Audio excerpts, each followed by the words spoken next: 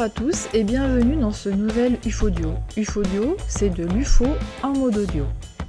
D'anciens responsables expriment leurs profondes inquiétudes concernant la nouvelle unité OVNI du Pentagone. De Marik von Rennenkampf. Selon deux anciens responsables du ministère de la Défense, le bureau du Pentagone récemment chargé d'évaluer les rencontres militaires américaines avec des objets volants non identifiés, OVNI, est terriblement mal équipé et mal pourvu en personnel pour s'attaquer à sa nouvelle mission. En outre, l'initiative menace de faire dérailler une proposition du Congrès qui cherche à obtenir une transparence sans précédent du gouvernement sur les OVNI. Dans une interview, Luis Elizondo, l'ancien chef d'une unité informelle du département de la Défense qui évaluait les rapports militaires sur les OVNI, m'a dit qu'il avait de profondes réserves au sujet du bureau du sous-secrétaire à la Défense pour le renseignement et la sécurité, USD, à la tête d'un gouvernement. Selon Elizondo, les OVNI ne sont pas seulement un problème de renseignement. Si nous voulons 70 ans de plus de secrets sur ce sujet, alors le bureau du secrétaire à la Défense pour le renseignement et la sécurité est l'endroit idéal pour le mettre. Ils ont eu 4 ans jusqu'à présent et nous avons peu d'efforts au service de l'intérêt public.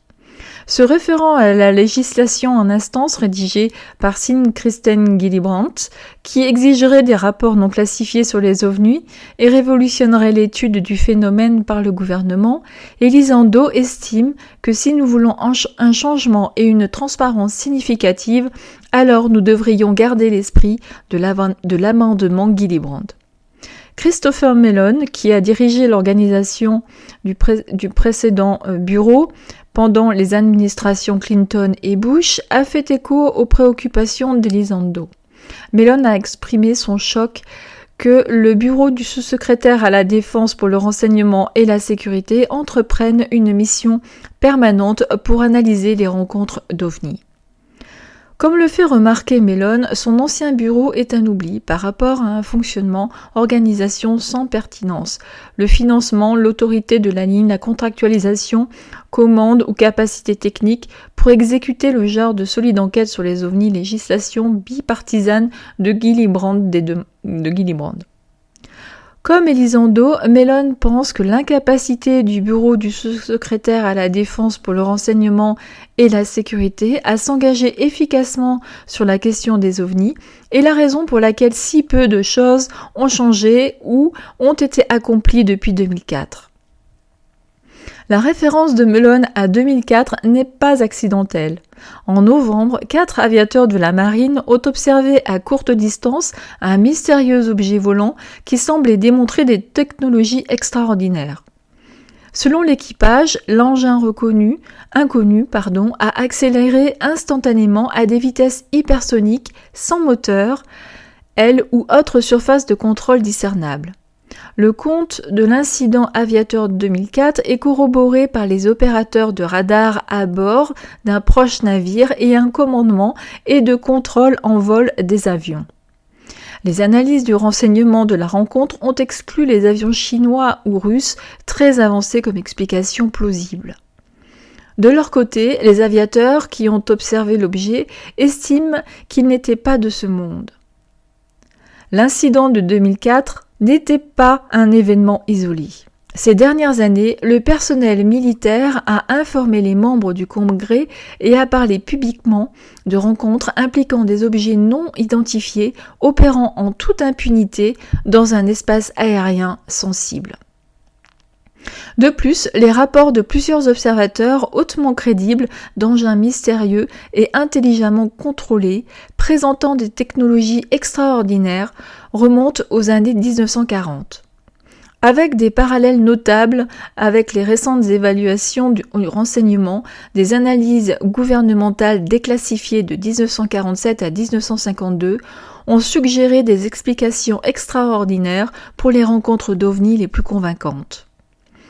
Mais après que les craintes pour la sécurité nationale de la guerre froide aient déclenché 7 décennies d'obscurcissement, de dérision et de dépréciation du gouvernement concernant les reportages sur les ovnis, Elizondo n'est pas convaincu que enterrer ce problème dans les entrailles profondes et sombres du Pentagone sous une organisation de renseignement soit la meilleure façon de faire la lumière sur un sujet qui nécessite une approche pan-gouvernementale.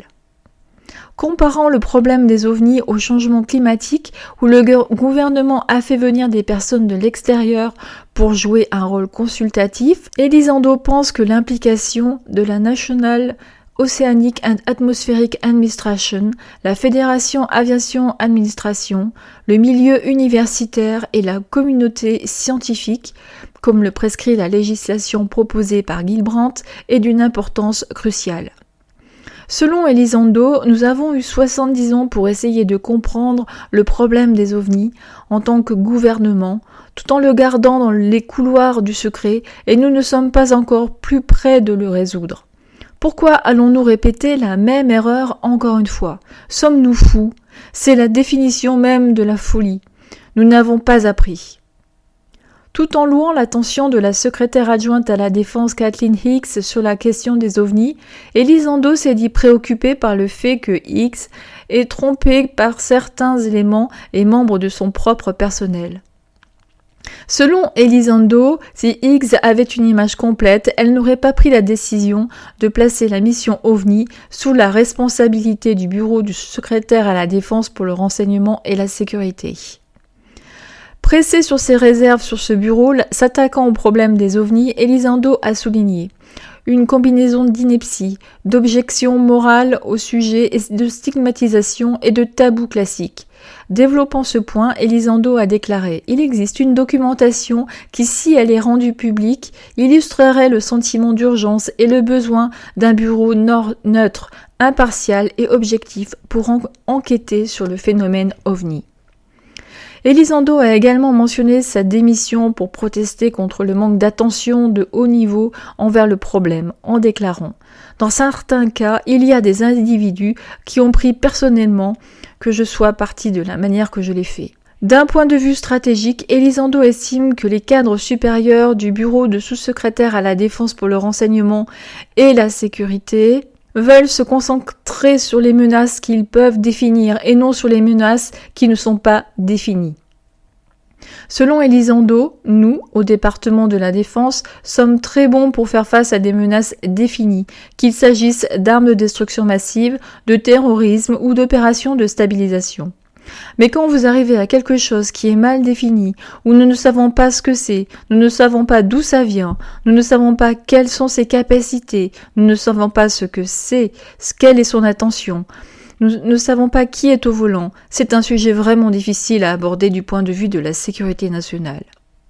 Mais ce n'est pas parce que nous ne connaissons pas l'origine des ovnis que nous devons continuer à nous enfouir la tête dans le sable.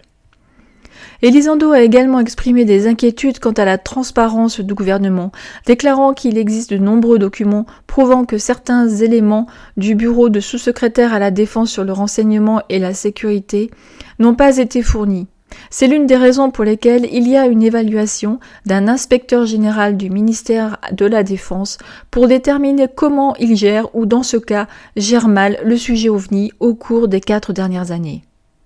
C'est le même bureau qui a tellement gâché le problème des ovnis et qui a dit aux gens « rien à voir ici ». Pour inclure non seulement les hauts dirigeants du ministère de la Défense, mais aussi l'inspecteur général du ministère de la Défense et même le Congrès. Quand je parle à certains éléments au sein du Congrès, ils disent tous la même chose, que le soutien au bureau de sous-secrétaire à la Défense pour le renseignement et la sécurité a été décevant. Tout en notant qu'il y a des fonctionnaires compétents, patriotiques dans ce bureau, Elizondo pense que certains hauts dirigeants du bureau fonctionnent d'une manière qui n'est pas conforme à l'agenda que le Congrès a pour le peuple américain. De plus, Elizondo pense que ces responsables de carrière de ce bureau ne veulent pas que la question des ovnis soit rendue publique. Parce qu'alors, ils vont devoir dérouler la bande et admettre à beaucoup de gens qu'ils n'ont pas dit la vérité sur ce sujet. Se référant en partie aux démentis soudains du Pentagone, selon lesquels il dirigeait l'unité informelle d'analyse des ovnis du Pentagone, Elizondo anticipe d'autres représailles pour avoir parlé.